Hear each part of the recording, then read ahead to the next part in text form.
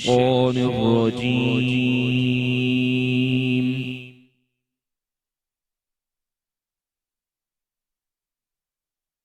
بسم الله الرحمن الرحيم.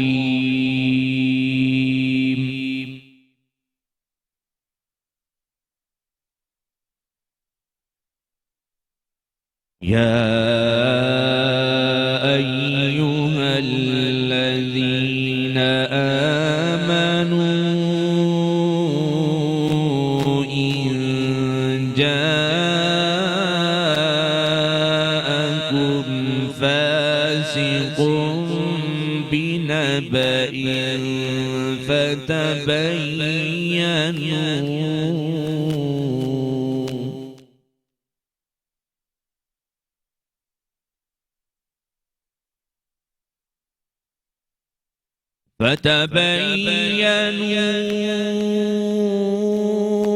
أن تصيبوا قوما بجهالة فتصبحوا على ما فعلتم نادمين.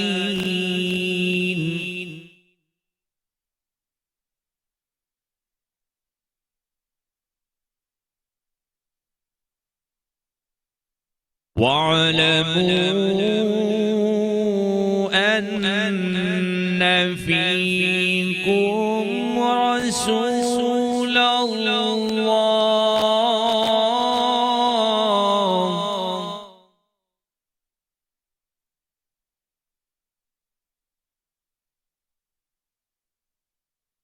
لو يطيعكم في كثير من الأمر لعنتم ولكن الله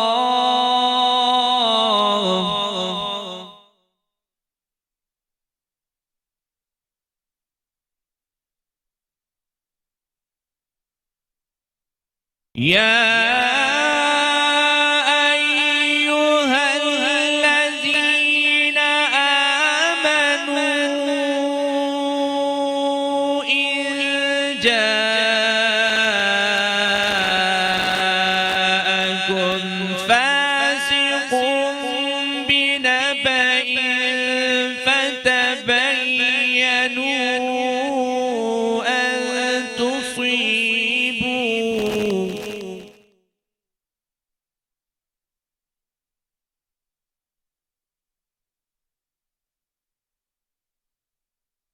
يا أيها الذين آمنوا إن جاءكم فاسق بنبأ فتبينوا أن تصيبوا قوما بجهالة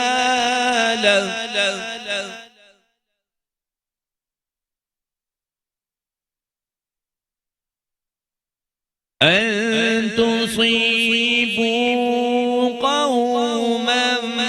بجهالة فتصبحوا على ما فعلتم نادمين.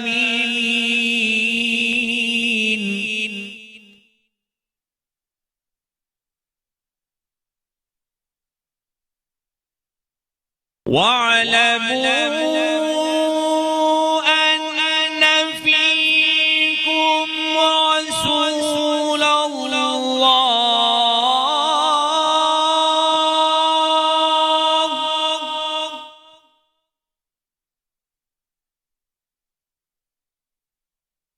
لو يطيعكم في كثير من الأمر لعنتم ولكن الله حبب إليكم الإيمان وزينه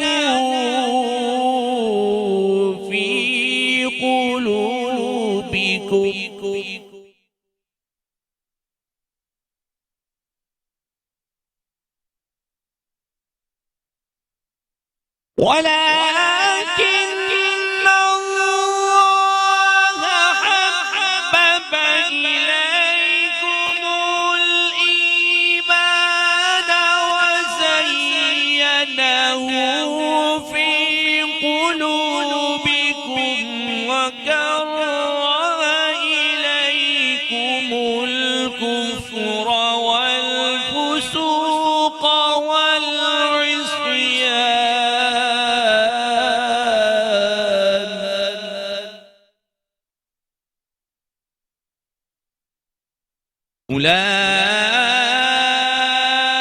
أولئك هم الراشدون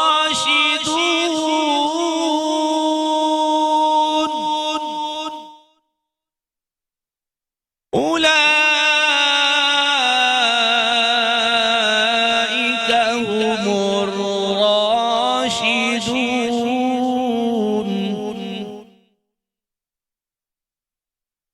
فضلا من الله ونعمة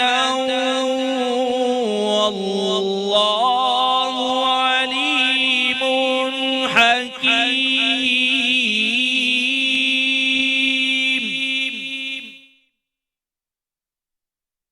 إنما المؤمنون إخوة فأصلحوا بين أخويكم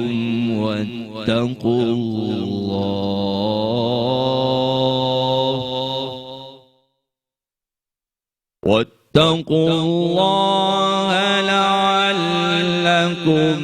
ترحمون۔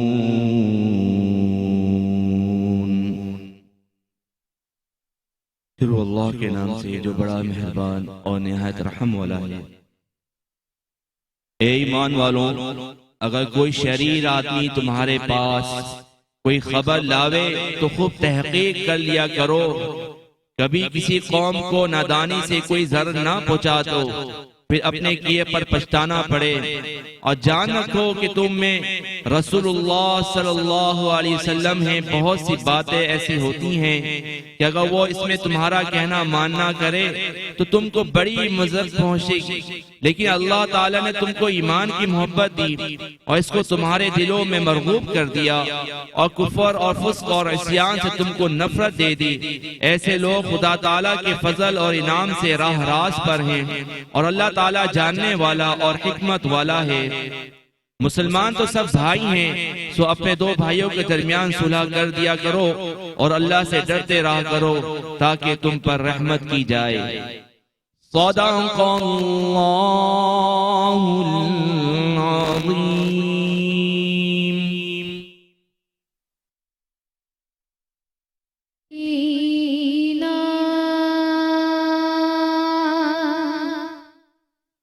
مرکز مہرو وفا ہے، مدینہ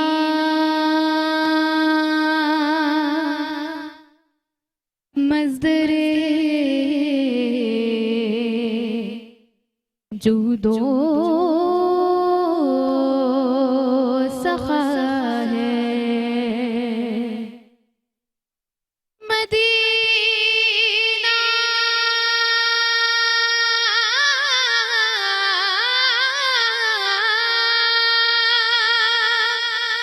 حسن فطرت کا ہے مرکز، کیونکہ مدینے میں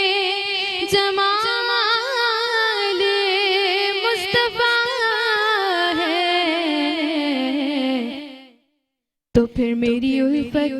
مدینے سے یوں ہی نہیں، میری الفت مدینے سے یوں ہی نہیں، میرے آقا کا روضہ مدینے میں ہے، میں مدینے کی جانب نہ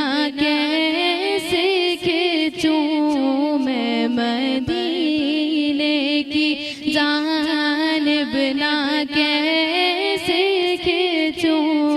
میرا دین اور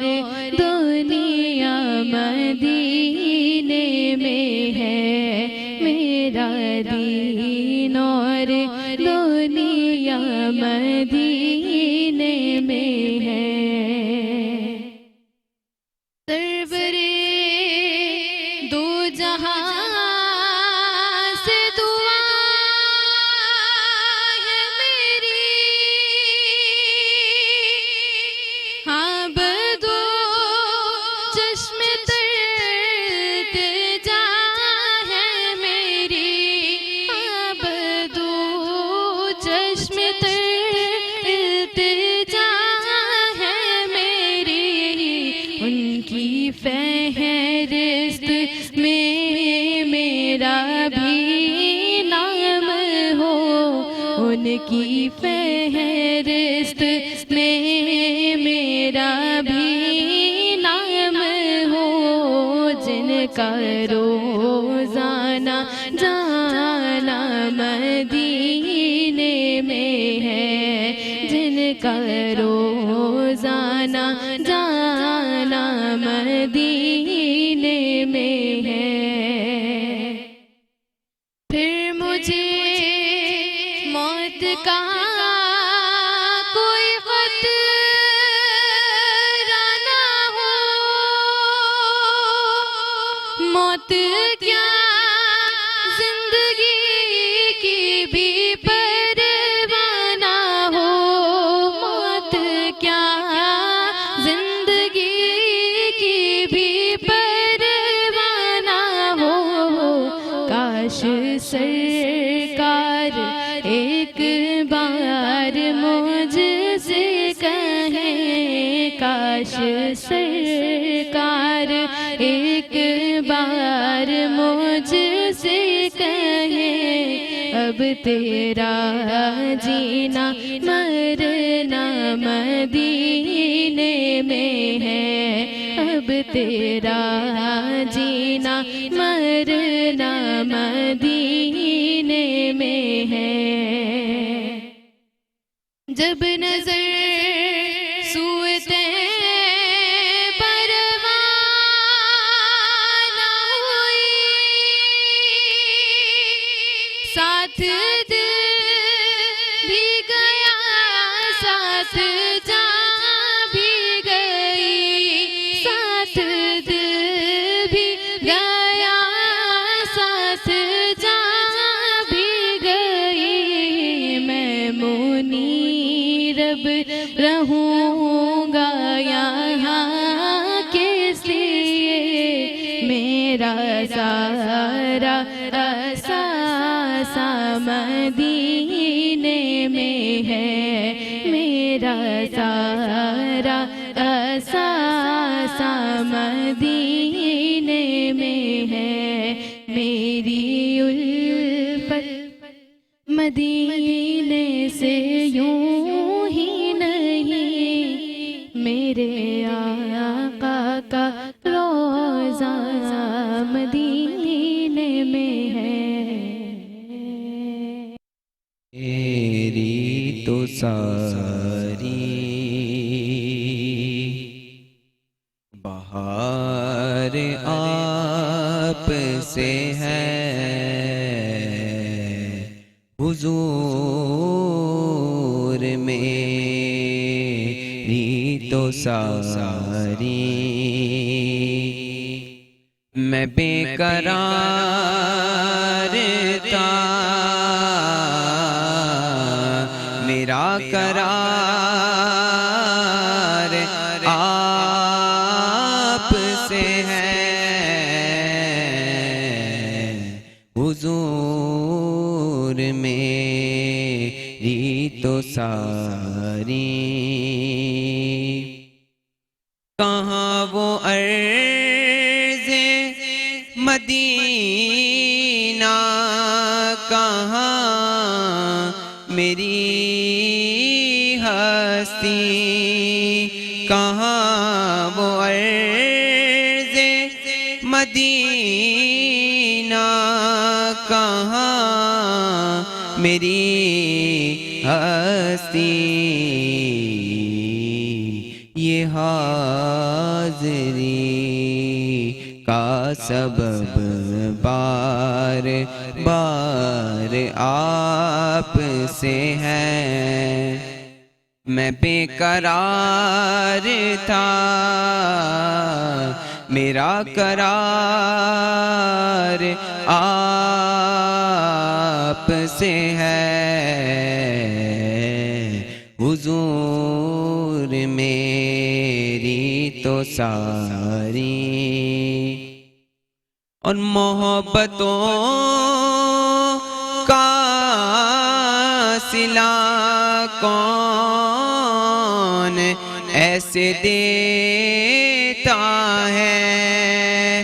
محبتوں کا صلہ کون ایسے دیتا ہے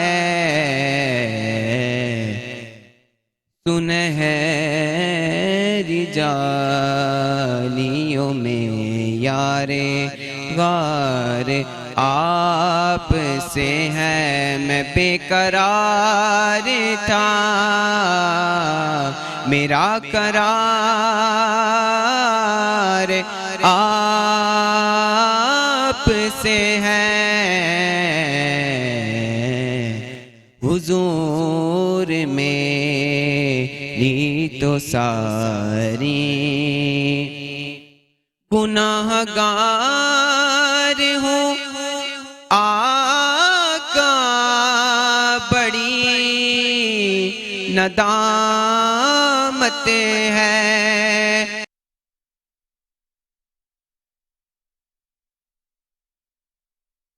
امین والصلاة والسلام على سید الانبیاء والمرسلین اما بعد فاعوذ باللہ من الشیطان الرجیم بسم اللہ الرحمن الرحیم اللہ پاک نے اپنی پیاری کتاب کے اندر والدین کے حقوق سے متعلق جا وجہ بیان کیا پاک پروردگار نے بیان کیا وَإِذْ أَخَذْنَا مِيثَاقَ بَنِي إِسْرَائِيلَ لَا تَعْبُدُونَ إِلَّا اللَّهَ وَبِالْوَالِدَيْنِ إِحْسَانًا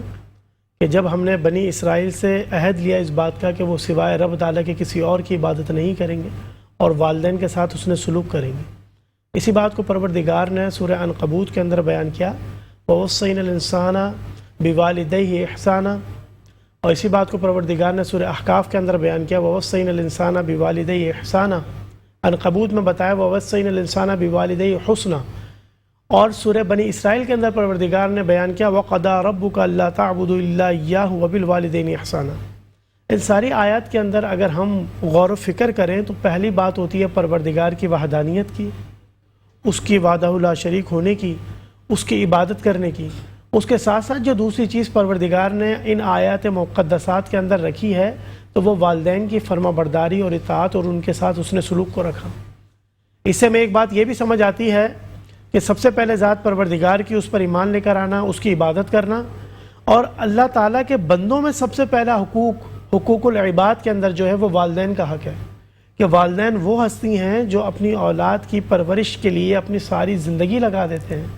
اپنی ساری زندگی کی کمائی ساری محنت اپنی صحت اپنی ساری ایفرٹس اپنے اولاد کے اوپر لگا دیتے ہیں تو اس کے بعد اولاد کا بھی ایک حق بنتا ہے جو پروردگار نے قرآن میں کئی جگہ بیان کیا کہ اپنے والدین کے ساتھ حسن سلوک کرو یہاں حسن سلوک سے مراد کیا ہے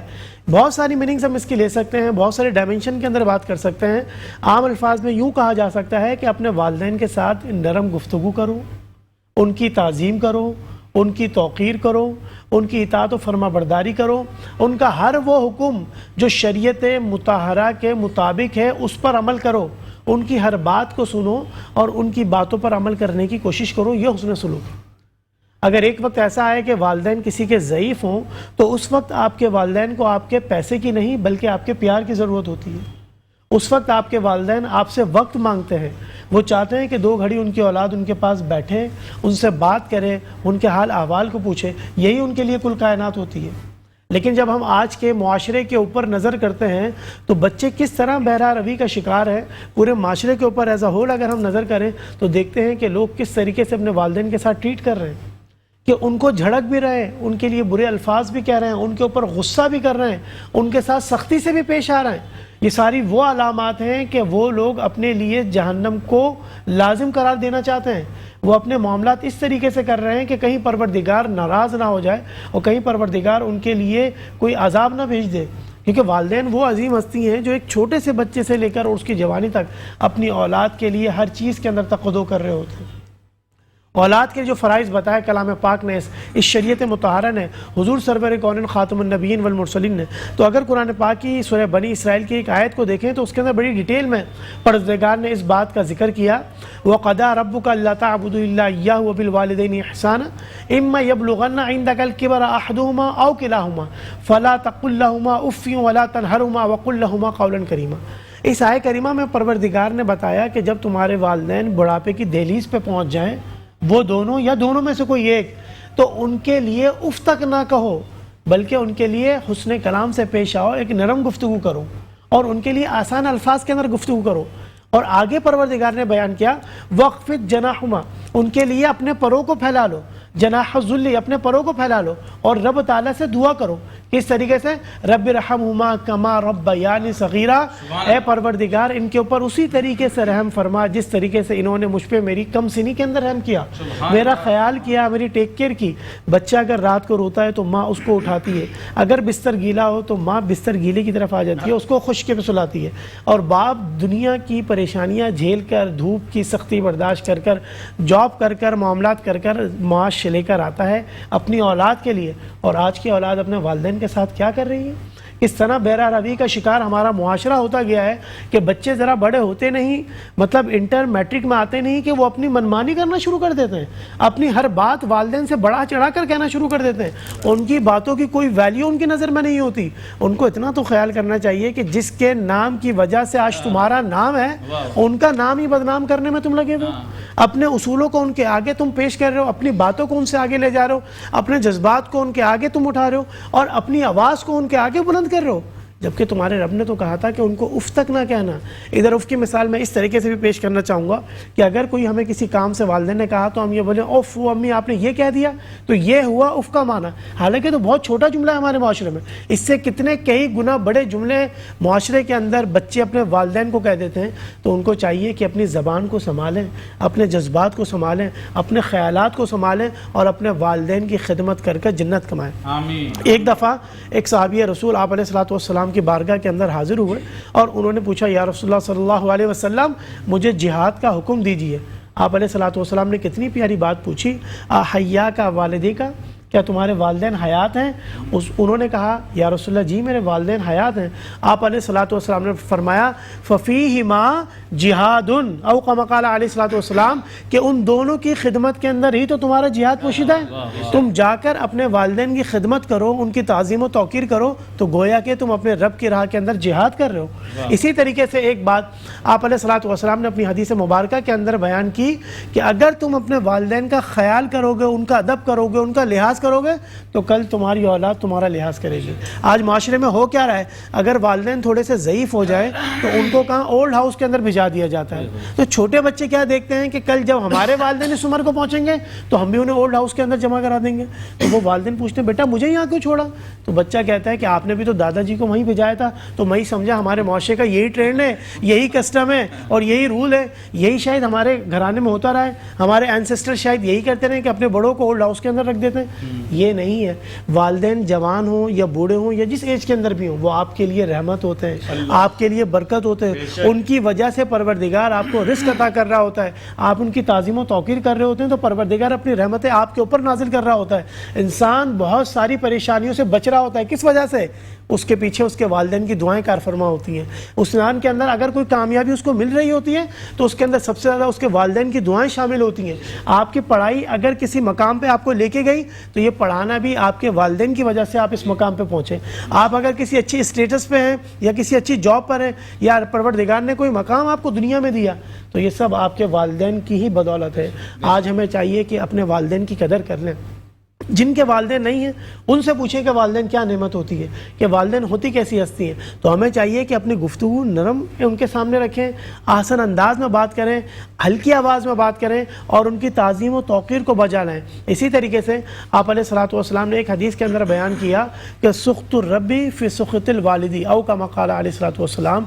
کہ رب کا غصہ والد کے غصے کے اندر ہے۔ گویا کہ دوسرے الفاظ میں آپ علیہ الصلوۃ والسلام نے یہ بیان کیا کہ تمہارا اگر والد صاحب تم سے ناراض ہیں تو گویا کہ پروردگار بھی تم سے ناراض ہے۔ تو یعنی والد صاحب کو اگر آپ راضی رکھتے ہیں تو رب تعالیٰ بھی آپ سے راضی ہے۔ اور پھر ہم جنت کی تلاش میں گائے بگائے گھوم رہے ہوتے ہیں، پوچھ رہے ہوتے ہیں کہ جنت کیسے ملے گی۔ رب تعالیٰ نے جنت تو ماں کے قدموں تلے رکھ دی۔ آپ علیہ الصلوۃ والسلام نے بیان کیا الجنت تحت اقدام الامہات، کہ جنت ماں کے قدموں تلے۔ اپنے ماں کی تعظیم کر لو، توقیر کر لو، ان کا ادب کر لو، ان کا خیال کر لو۔ ہر شخص کو اپنے والدین کی چیزوں کا، ان کے ایٹیٹیوڈ کا، ان کے بیہیویئر کا بہت اچھے سے پتہ ہوتا ہے کہ اس وقت ان کو کس چیز کی ضرورت ہے، کون سی میڈیسن ان کو لا کے دینی ہے، کون سے کپڑے ان کو پسند ہیں، کون سے فروٹ ان کو پسند ہیں۔ ہر چیز ہر شخص کو پتہ ہوتی ہے۔ تو اپنی بساط کے مطابق آپ اپنے والدین کے اوپر خرچ کریں تاکہ آپ کا مال جو رب تعالیٰ نے آپ کو دیا وہ صحیح جگہ پر صرف ہو رہا ہو۔ اور والدین کی دعائیں اگر آپ لیں گے نا تو دنیا کے اندر بھی مال میں آپ کے برکت ہوگی اور آخرت میں آپ کی نیکیوں میں برکت ہوگی اور قبر کے اندر رب تعالیٰ کی رحمتوں کا نزول ہوگا۔ بہت سارے لوگ ایسے ہیں جو اپنے والدین کی خدمت کی وجہ سے دنیا اور آخرت میں سرخرو ہوئے۔ اس کے اندر ایک بہت بڑا نام حضرت سیدنا اویس کرنی رضی اللہ تعالیٰ عنہ کا آتا ہے کہ حضرت اویس کرنی رضی اللہ تعالیٰ عنہ اپنی والدہ کی اتنی خدمت کیا کرتے تھے کہ گویا کہ آپ علیہ الصلوۃ والسلام کا دیدار نہ بھی ہوا پھر بھی ان کو صحابیت کا مرتبہ ملتا ہے۔ کتنا بڑا مقام ان کا۔ یہی بات تو پروردگار ہمیں قرآن پاک میں گاہے بگاہے بتاتا رہا ہے کہ میری عبادت کرو، میری اطاعت و فرما برداری کرو اور اپنے والدین کے ساتھ حسن سلوک کرو، کیونکہ بنی نوع انسان کے اندر حقوق العباد میں سب سے پہلا حق جو تمہارا ہے وہ تمہارے والدین کے ساتھ ہے۔ آج انسان اگر کسی مقام پر مرتبے پر ہے تو یہ سارا کریڈٹ اس کے والدین کو جاتا ہے۔ خدا کے لیے اپنے والدین کی قدر کریں، ان کی تعظیم و توقیر کریں۔ اگر وہ آپ سے ناراض ہیں تو ان کو منا لیں، آپ ان سے ناراض ہیں تو آپ ان سے راضی ہو جائیں، ان کی بات کو بڑا رکھیں۔ اور اگر کسی کے والدین اس دنیا سے چلے گئے تو آپ علیہ والسلام نے اس کے لیے بھی بتایا کہ تم کس طریقے سے نیکی کر سکتے ہو۔ اپنے والدین کے لیے خوب خوب اصالہ ثواب کرو،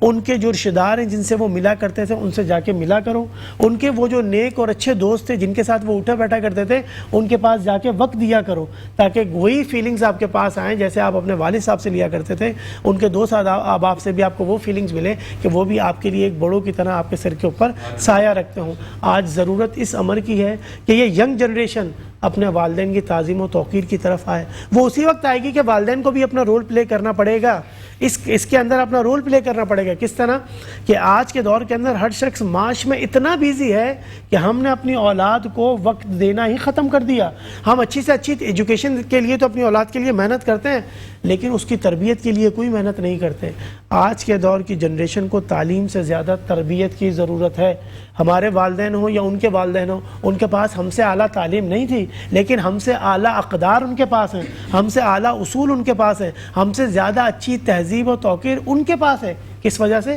کہ ان کے بڑے ہر وقت انہیں سکھایا کرتے تھے بیٹا اس طریقے سے بیٹھو، بیٹا کم بولو، بیٹا نوالا چبا کے کھاؤ، بیٹا پانی سیدھے ہاتھ سے پیو، بیٹا ہلکی آواز میں گفتگو کیا کرو، بیٹا غصہ نہیں کیا کرو۔ ایک چھوٹی چھوٹی بات ان کو بتایا کرتے تھے تو وہی تربیت ہمارے اندر آئی۔ یہی تربیت ہم چاہتے ہیں کہ نیکسٹ جنریشن کے اندر کنورٹ ہو، تو وہ اسی صورت میں ہوگی کہ آج کے دور کے جو بڑے ہیں وہ اپنی اولاد کو ٹائم دیں، ان کو وقت دیں، ان کی تربیت کریں اور ان کے احساسات کو پوچھیں۔ ان کی کوئی فیلنگز ہے، کوئی بات ہے تو ان سے پوچھیں، ان سے ڈسکس کریں۔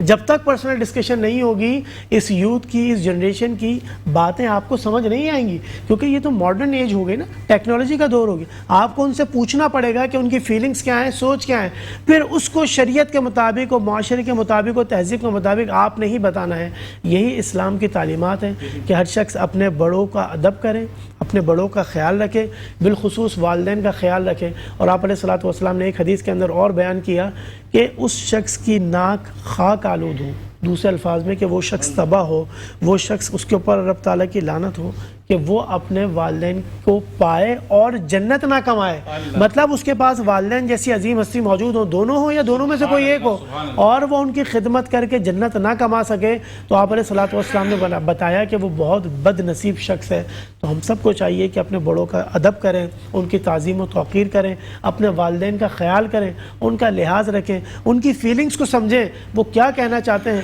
کس طریقے سے اس مشکل دور کے اندر وہ آپ کی تمام تر ضروریات زندگی کو پورا کرنے کی ان تک محنت کر رہے ہیں۔ یہی تو اسلام کی خوبصورتی ہے کہ اس نے آپ کو والدین کی دولت دی، تو آپ کو چاہیے کہ ان کی تعظیم، خدمت اور توقیر کریں اور رب تعالیٰ کی رضا پا کر دونوں جہانوں میں کامیابی حاصل کریں۔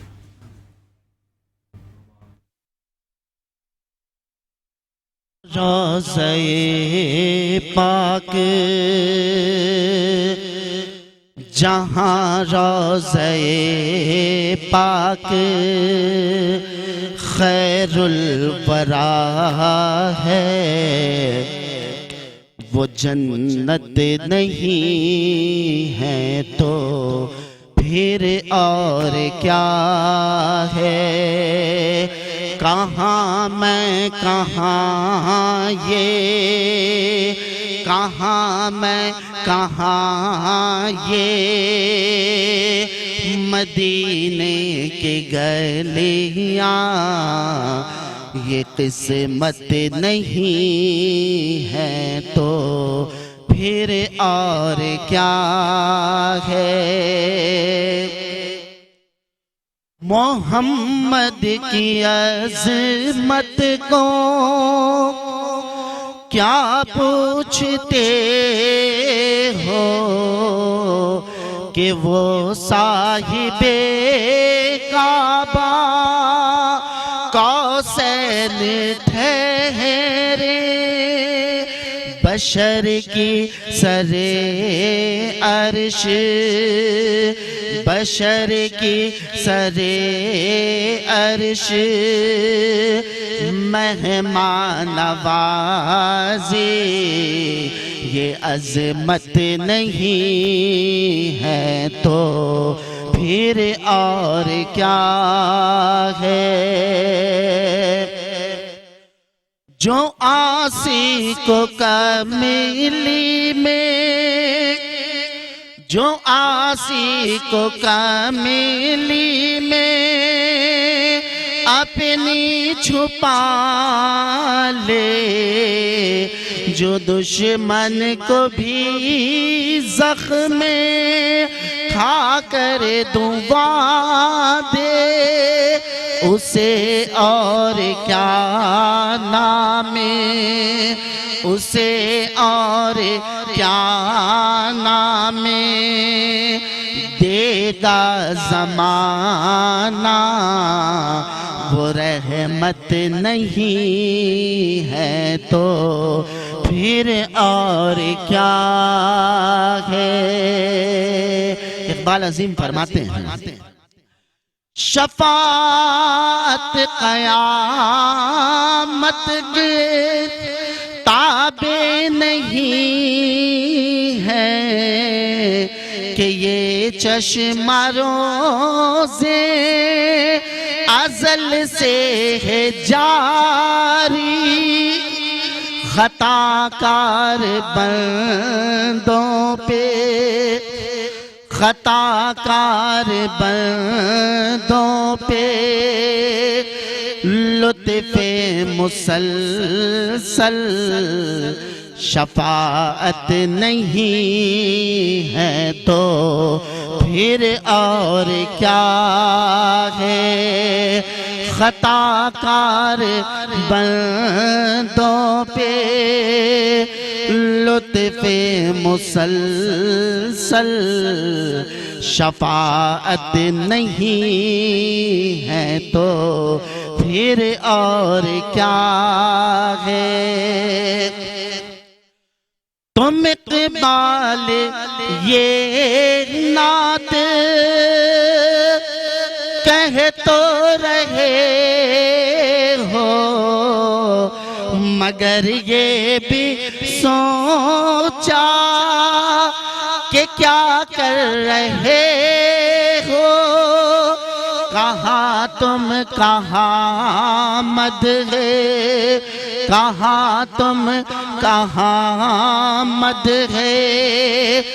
ممدوح یزداں،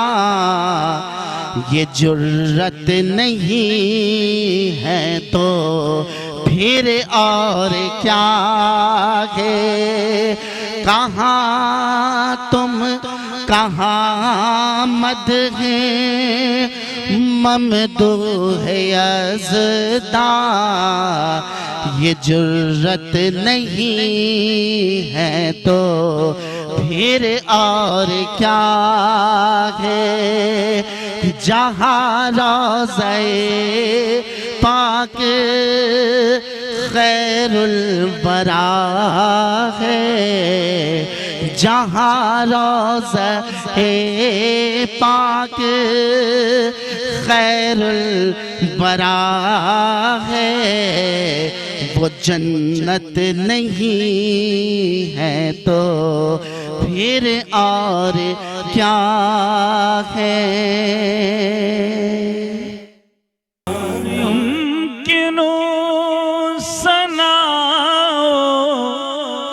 کما کان حقہ، بعد از خدا بزرگ توئی قصہ مختصر، بعد از خدا بزرگ توئی قصہ مختصر، یا صاحب الجمال و یا سید البشر، ہم مدینے سے اللہ کیوں آ گئے، قلب حیران کی تسکین وہیں رہ گئی، ہم مدینے سے اللہ کیوں آ گئے، قلب حیران کی تسکین وہیں رہ گئی، دل وہیں رہ گیا، جان وہیں رہ گئی، ہم اسی در پہ اپنی جبیں رہ گئی، ہم اسی در پہ اپنی جبیں رہ گئی، اللہ اللہ وہاں کا درود و سلام، اللہ اللہ وہاں کا سجود و قیام، اللہ اللہ وہاں کا وہ کیف دوام، وہ صلاۃ سکون آفری رہ گئی، ہم مدینے سے اللہ کیوں آ گئے، قلب حیران کی تسکین وہیں رہ گئی، یاد آتے ہیں ہم کو وہ شام و سحر، یاد آتے ہیں ہم کو وہ شام و سحر، وہ سکون دل و جانو روح و نظر، یہ انہی کا کرم، یہ انہی کی عطا، ایک کیفیت دل نشیں رہ گئی، ایک کیفیت دل نشیں رہ گئی، پڑھ کے نصر من اللہ اللہ فتح قریب جب ہوئے ہم رواں سوئے کوئے حبیب تو رحمتیں برکتیں ساتھ چلنے لگی